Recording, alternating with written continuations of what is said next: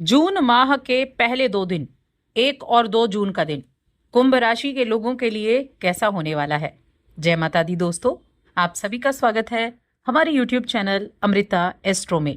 और इस वीडियो में मैं बात करूंगी जून माह के पहले 2 दिनों के राशिफल के बारे में। सबसे पहले हम इन 2 दिनों के तिथि नक्षत्र के बारे में जानेंगे, उसके बाद उसके होने वाले प्रभाव और फिर उपाय के बारे में। तो देखिए, 1 जून का जो दिन है ये रविवार का दिन है, संडे से इस दिन की शुरुआत हो रही है और शुक्ल पक्ष चल रहा है, तो शुक्ल पक्ष की षष्ठी तिथि रहेगी। नक्षत्र क्या होगा, पहले चंद्रमा की जाने। देखिए, चंद्रमा जो है ना वो इस दिन कर्क राशि में होंगे और अश्लेषा नक्षत्र में होंगे।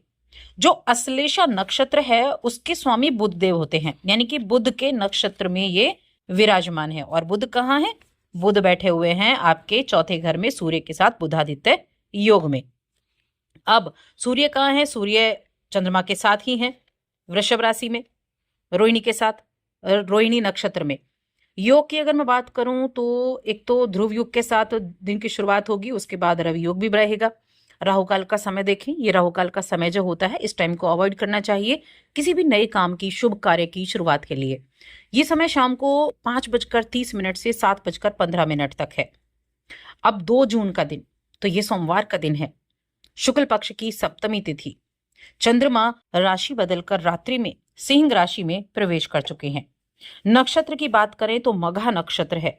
और देखिए, मघा नक्षत्र जो होता है ना ये केतु का नक्षत्र होता है। और केतु अभी कहाँ बैठे हैं, केतु अभी आपके सप्तम भाव में विराजमान है, सिंह राशि में। और इसको मूल नक्षत्र भी बोला जाता है, यानी उतना ज्यादा मूल नक्षत्र नहीं, बहुत हैवी नहीं, लेकिन हाँ थोड़ा उसमें असर उसका रहता है। अब योग की बात करें तो देखिए, योग जो है वो हर्षण नाम का योग बनेगा इस दिन।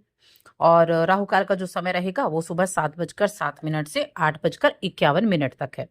ये हो गई हमारी ग्रहों की स्थिति। अब इसी के आधार पर जानेंगे कि ये जो 2 दिन हैं ये आपके लिए कैसे रहेंगे। बाकी ग्रहों की स्थिति की बात करें तो देखिए, शुक्र का राशि परिवर्तन हो चुका है, शुक्र आपके तीसरे घर में आ चुके हैं, आपकी राशि में राहु है, आपके दूसरे घर में शनिदेव विराजमान है।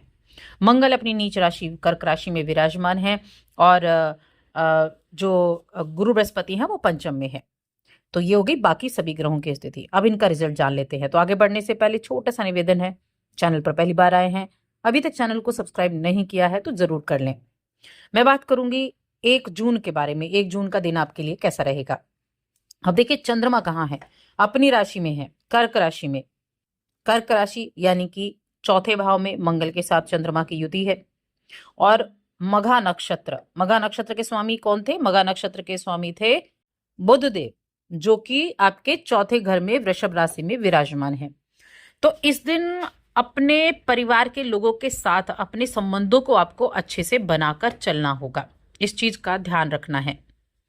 इसके अलावा अगर देखा जाए तो संतान के लिए आज आप थोड़ा सा फिक्रमंद हो सकते हैं। उनकी एजुकेशन को लेकर, उनके एडमिशन को लेकर, उनके पढ़ाई को लेकर किसी ना किसी वजह से संतान को लेकर फिक्रमंद रह सकते हैं।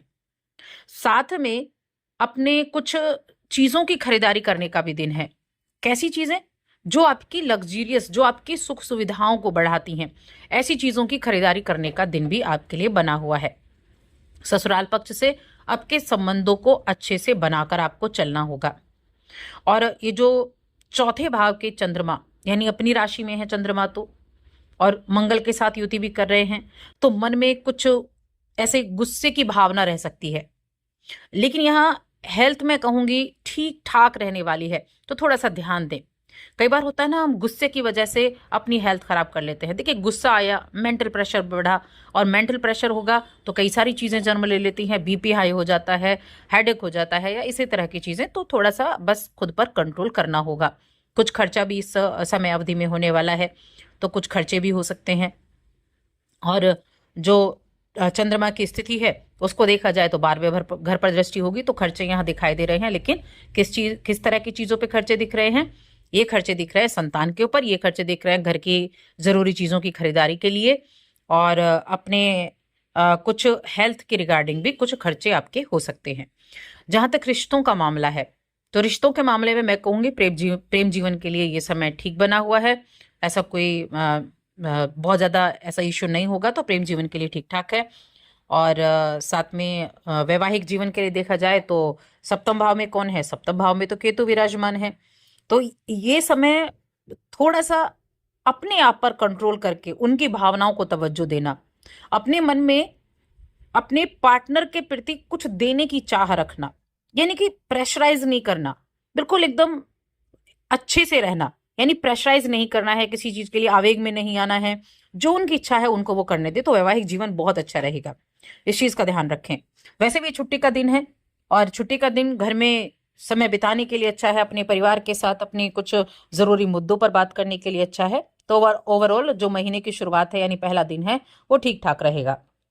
हाँ, मैं बात करूंगी 2 जून के बारे में कि 2 जून का दिन कैसा है। अब देखिए, इस दिन कई चीजें चेंज हुई। क्या चीजें चेंज हुई? एक तो चंद्रमा का राशि परिवर्तन आपके सप्तम भाव में हो गया, केतु के साथ चंद्रमा की युति हो गई। और केतु के साथ युति और चंद्रमा है कहाँ? मघा नक्षत्र में। ये केतु का ही नक्षत्र है जहां केतु के साथ युति है, केतु का नक्षत्र, केतु सप्तम भाव में बैठे हैं, तो सबसे ज्यादा चीजें क्या होंगी? सप्तम भाव से जुड़ी हुई चीजें होंगी। अगर आप व्यापार करते हैं तो वहां जितने अधिक संयम से काम करेंगे उतना ज्यादा अच्छा रहेगा। देखिए, सूर्य के नक्षत्र में है, सरकारी चीजों से लाभ आपको देखने को मिल सकता है, सरकारी योजनाओं से लाभ देखने को मिल सकता है, कुछ सरकारी योजनाओं से आप जुड़ सकते हैं, इन्वेस्टमेंट करने के बारे में सोच सकते हैं। और अगर आप कोई सरकार से सरकारी ठेका वगैरह लेते हैं तो उसके लिए भी अच्छा है। अपनी रूटीन पर आपको ध्यान रखना होगा। रूटीन को जितना अच्छा मैनेज करके चलेंगे उतना ज्यादा बढ़िया रहेगा। अपने जीवन साथी के सामने कुछ पाने की चाह ना रखना। अगर आप उनके लिए कुछ करते हैं तो कुछ पाने की चाह ना रखना, ये एक अगर आप अपने मन में रखेंगे तो वैवाहिक जीवन भी आपके लिए अच्छा रहेगा। नया पार्टनरशिप बनने का योग भी आपके लिए बना हुआ है। आपके अंदर एक नेतृत्व करने का गुण ऑलरेडी होता है, क्योंकि सिंह राशि में चंद्रमा है। तो आपके अंदर ऐसा रहेगा कि नहीं, सामने वाला जो व्यक्ति है वो मेरी बात माने। तो ये जो एक चीज कई बार अच्छे चीजों में हो तो अच्छा है, लेकिन अगर आप एग्रेशन के थ्रू करते हैं, दबाव डालने के थ्रू करते हैं, यानी दबाव डालने के रूप में आप इस चीज को लेते हैं, तो वो आपको थोड़ा सा प्रॉब्लम क्रिएट कर देता है। देखिए, चंद्रमा केतु के साथ होते हैं तो हम कहते हैं कि ग्रहण योग बन गया, और राहु की दृष्टि भी है। तो कहीं ना कहीं मन में ये तो रहेगा, मन में चीजों को लेकर संकोच तो रहेगा, मन में चीजों को लेकर दुविधा तो रहेगी। आप अच्छे लग रहे हैं या नहीं, या सामने वाला व्यक्ति मेरे बारे में क्या कहेगा, ये चीजें आपके में रहेंगी। लेकिन फिर भी आपकी जो प्रवृत्ति है दूसरों पर अधिकार जमाने की, उसको थोड़ा सा कम करेंगे, उसको थोड़ा सा कम करके चलेंगे। हाँ, अगर आप किसी पॉलिटिकल क्षेत्र में जुड़े हुए हैं तो पॉलिटिकल क्षेत्र में अच्छे लोगों के लिए अच्छा रहेगा। अगर आप किसी सेना विभाग में हैं तो आपके लिए अच्छा है। अगर आप बिजनेस कर रहे हैं तो आपके लिए अच्छा है, आप वहां अच्छे से चीजों को मैनेज कर पाएंगे। किसी मीटिंग वगैरह में बैठते हैं तो वहां भी आपको उनके मीटिंग वगैरह में अच्छे से आज अपने आप को पेश कर पाएंगे। अब बाकी आपको ध्यान क्या रखना है? तो देखिए, ध्यान रखने वाली बात यह है कि पंचम आपके सप्तम भाव का स्वामी जो है चौथे घर में गया हुआ है।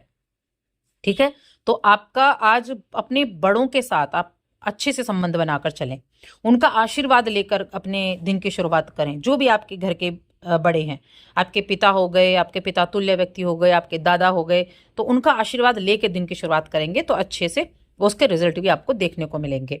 ये जो मैंने आपको चीजें बताई ये उपाय के रूप में भी है कि प्रेशराइज ना करना किसी भी चीज के लिए, तो ये आपके लिए उपाय के रूप में भी काम करेंगे। और साथ ही चैनल को सब्सक्राइब कर लें।